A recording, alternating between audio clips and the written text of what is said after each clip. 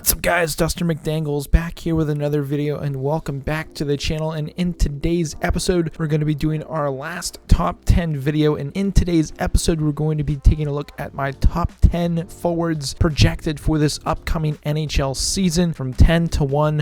I will tell you guys who I think will be the top 10 forwards, but before we do get into today's episode, I want to thank you guys so much for the love and support you've been showing the channels with subscriptions, likes on the videos, and just watching my channel in general. Guys, you guys have been awesome. Let's continue to grow. If you guys like anything hockey, we will be doing videos all season long. The next two episodes will be my predictions for each conference before the season starts on Tuesday, and in tomorrow's episode there's going to be a huge announcement. So if you guys like anything hockey, hit that subscribe button, join the channel, join the community. We're looking to hit 750 subscribers before the new year, so join the channel, join our awesome community. We are building and growing together. But without further ado, let's go ahead, hop into my top 10 forwards for this upcoming season. Starting off at number 10, we've got Sidney Crosby of the Pittsburgh Penguins. A little bit older, and that's why I have him at number 10 on the list. Last year he had 31 goals, 53 assists for a total of 84 points, was plus 19 on the year.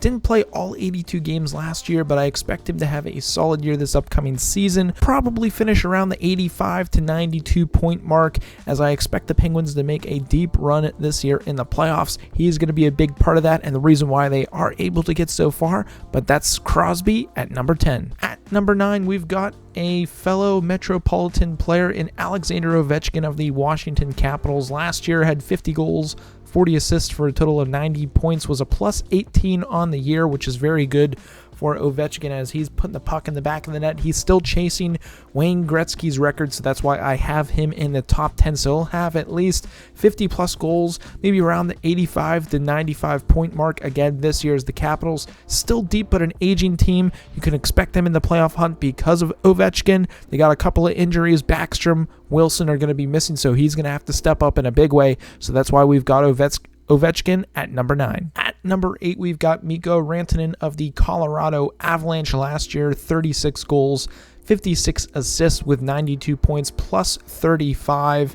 We've got him a little bit lower than most lists I've seen out there, just for the fact that I think they're just some better players that are going to have some better years this upcoming season. It's not to take anything away from Rantanen. He plays on a stacked Colorado Avalanche team. I expect them to be around that 85 to 90 point mark again this upcoming season, playing power play minutes, top 2 lines. As long as he stays healthy, he might even be bumped up at the top 5 at the end of the season when my rankings come out at the end of the season. But that's Rantanen at number 8. Coming in at number 7, he's a new face to a team out west in Canada. Jonathan Huberdeau, coming over from the Florida Panthers, had an incredible season. 30 goals, 85 assists for 115 points on the year, plus 35. Absolutely incredible stats, but I think he's going to take a little bit of a step back here, playing just with a new team, new line mates. I don't think he's going to be 115 points. He was on the President's Trophy team last year, and they were just buzzing through the season. I expect him around 95 to 100 points, but 115 might be a little much for Huberdeau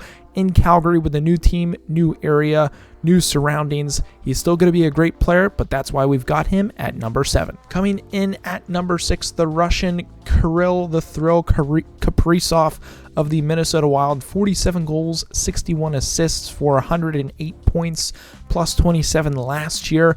I've got him a little bit lower on this list just for the simple fact that I don't think the Wild are going to be as good as they were last year. They're still a great hockey team, still going to be in the hunt for the playoffs, but I think he might take a little bit of a dip this upcoming season for his second real full year in the NHL. I know he's already played 2 technical seasons, but second long season in the NHL. I think he'll be around that 95 point mark this year. He's going to score a lot of goals, play a lot of power play time. As long as he can stay healthy and the Wild are able to stay in the hunt because of him, you can expect him to finish off at least potentially in the top 5 at the end of the season when it comes to output for forwards. But that's why we've got Kirill at number 6. Coming in at number 5, Nikita Kucherov of the Tampa Bay Lightning.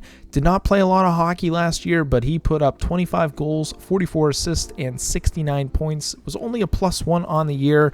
And Kucherov, if he can stay healthy, he's one of the top players in the NHL. I've got him in the top 5 for that reason. The Lightning are going to be the Lightning this upcoming season, and he's going to be a big part of their offensive output, being power play 1 for the full season. I don't think he's going to get hurt this year, so you can expect him up around the 90 to 105 point mark this year. I have a little bit of a wider gap there for him because you never know, he could be streaky, but he is one of the top 5 players in the NHL for forwards for me, and that's why we've got him at number 5. At number 4, a lot of people might be shocked at this one. Leon Draisaitl of the Edmonton Oilers had 55 goals, 55 assists for 110 points last year, was plus 17.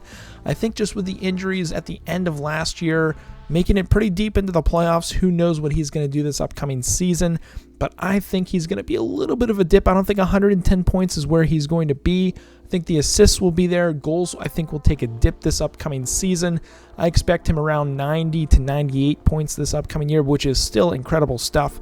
We got him in the top 5 because him and McDavid are just a dynamic duo that is hard to match in the NHL.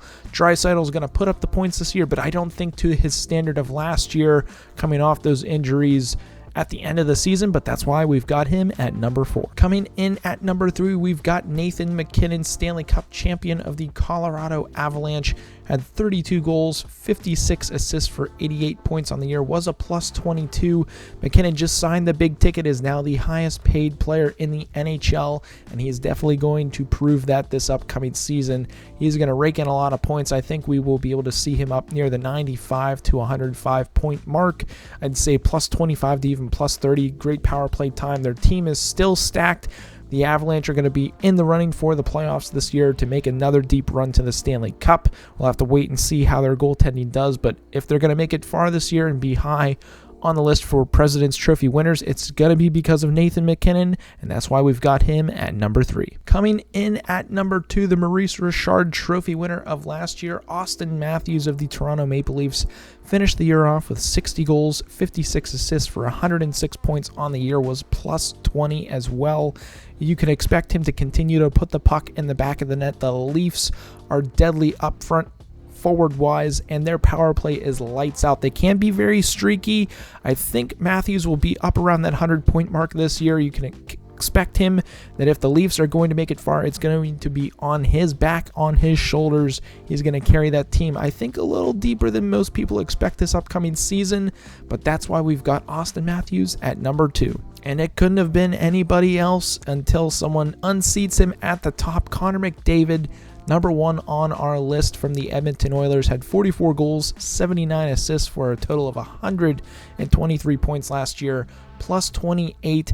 McDavid is an absolute machine. He is the best player in the entire NHL. If he stays healthy, man, it is tough to stop him with his speed, skill, hand-eye coordination, hockey IQ. This guy is a top-notch hockey player and will be for years to come. He's going to carry the Oilers alongside Draisaitl all the way pretty deep into the playoffs. I'm not going to tell you how far I think they're going to go, but he's going to be up around that 110 to 120 point range as long as he can stay healthy, play all 82 games, or at least 80 to maybe even 78 games played. He's going to be up around that 100 point range plus. So you can expect the Edmonton Oilers to go pretty far on the backs of Conor McDavid, and that's why we've got him at number 1. But that is it for the top 10 lists, guys. I hope you did enjoy those videos. I will make sure to link them down below in the comments if you guys want to go check out the defenseman and goaltending list that I also released on the channel.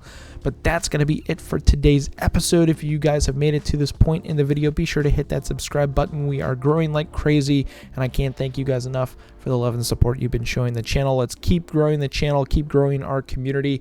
The next 2 episodes, Sunday and Monday, we've got some my prediction preview videos for each conference, as well as I will give you my Stanley Cup picks for playoffs and beyond. I don't think I'm going to do awards at this point in time as we are coming up to the NHL season. I know it technically started today. I was able to watch a little bit of that game over in the Czech Republic between the Preds and the Sharks. Crazy game. It's awesome to see hockey being played over there in the NHL. But in Sunday's episode, there will be a large announcement for the start of the NHL season, as that starts on Tuesday. So I'm really excited to share that news with you guys, and I hope you guys are as excited as I am for what is to come. But that's going to be it for today's episode. I hope you guys enjoyed it, and as always, stay dusty.